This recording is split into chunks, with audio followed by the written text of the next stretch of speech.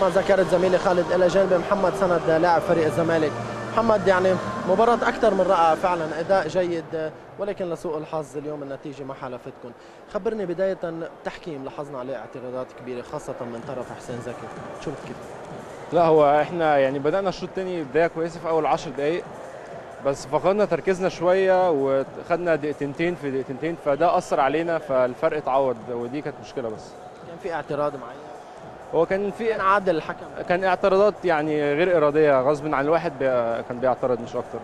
المباراة الجاية رح تكون أصعب، يعني كان الفوز بخليكم تلعبوا مع السد، هلا مع كيل، كيف التحضير رح يكون لهالمباراة؟ طبعا فريق كيل أحسن فريق في أوروبا، هتكون ماتش صعب يعني، بس احنا بنعمل اللي علينا وإن شاء الله خير.